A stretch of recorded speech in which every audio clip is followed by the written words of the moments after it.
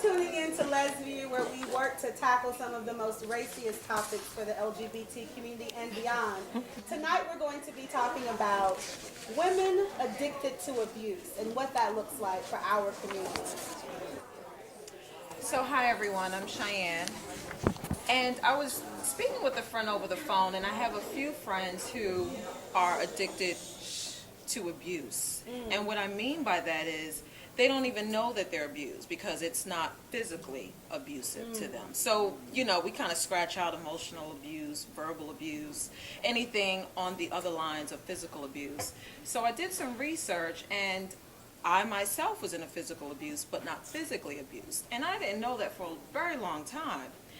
And 7% of women are physically abused. But can you guess how many are emotionally abused? How many? 37%. And don't even know it. And 42% are murdered by their abuser. Wow. So in this community, we as women, women period, not even in this community, women period, are neglectful as to, or even ignorant as to knowing that they're in abusive relationships. How do you know that? How do you know that? The signs of emotional abuse are questions like, where are you going? When you coming back? Who are you going with? Who are you on the phone with? You know, basically getting into your space. You have no identity. You've lost yourself. And how do you solve this problem? One thing I've noticed is that the abusee has been abused as a child. Okay? So that's something that they forgot. They forgot their childhood totally. Totally neglected the fact that they were raised up in a family who was either very argumentative, physically abusive, alcoholics, drug abuse, you know, addictive behaviors. But they drive on this addiction. It's like a drama. It's like, I gotta have this person because something's wrong. But I don't know that it's that they forget about their past. I think that it's their past has created them, made them product of their environment. I think that that's who they are, and they don't know that love can be soft, it can be gentle, it's caressing. Well, it should be. You know, I know on the outside, before I even started dating women, on the outside looking in, you think, oh, it's two women, it's going to be emotional, it's going to be soft, it's going to be loving, it's going to be trusting, it's not, you know, it's going to be easy. Right. And so, you know, those are some of the misnomers you have on the outside looking in. But then if you're growing up in an abusive environment, you think that that's the norm.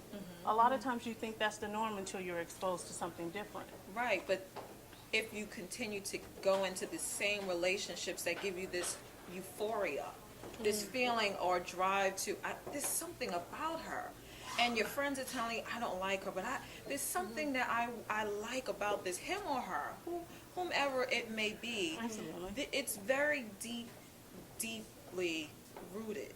Well, let me say this. You know, I too myself have had some really, really abusive things happen to me in my life. However, what I chose to do is not go out and get into another relationship. I went and saw a therapist. I brought my awareness level up. I've changed my thinking about things. I've changed, you know, I know when an abusive person comes to me, I could tell just by mere conversation. I think a lot of people, what they do is they get out here and they meet someone, 2 weeks later they're in love, another 2 weeks later the U-Hauls up at the front door, you know, and then 6 months later they really figure out that they're not compatible and they can't stand each other and this and that and this. I think we have to, in the initial phase of a relationship, take that first 6 months out. Get to know one another. Talk. You will. The red flags will show up. It takes 5 minutes, honestly, to get to know somebody. If you want to know them for 15 minutes, if they say something in there that says, or they're drinking a lot, you know, just look at the person. Ask every question that you can ask. That's how I feel. But you know, the other thing that this brings up too is the fact that our community is not one, speaking primarily about the African American community, is not one that really talks about needing therapy and what that looks like, because we have people who are battling and wrestling with these issues, and they can't, wherever you go, you're going to carry yourself. And so you think that you have it figured out in this person, that doesn't work, so you move on to the next person, and you're taking yourself into the next relationship. But then there is this real need around therapy and what that looks like for our community, and so many people don't get the help that they need, you know? I know for me, I've spent more than 5 years in therapy, and it has done a wonderful thing for me. And I'm so grateful to God for that.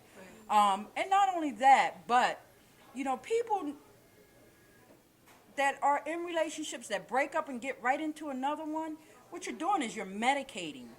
Absolutely. You know, you Well, that's an medicating to addiction. the next person. That's an addiction. That's a part of the addiction, and Right. part of your hurt and part of your pain. Where you don't, you know, how hard is it to sit there in a room by yourself and work on you? Right. Who wants to sit there and Nobody work? wants to Who do that. wants to own their own? with it. Right. Nobody wants to really own their their own. own. Then, in order to make sure that we do have these healthy relationships, you know, and if you meet someone, I think absolutely right, and that's one of the other topics we were talking about. You need that period to get to know someone and actually listen. Right. Listen to and watch people's actions. Right. Their actions will show you exactly who they are. Right. And, you know, and then if it's important enough to you all to build a relationship, then go seek help together. You know, find that support. If that person is worth you being with them, then they want to make you healthy. They Right. want to be in a healthy relationship. Right. And not bring you turmoil, not bring you down, because those are also other very, you know, strong avenues of our relationship.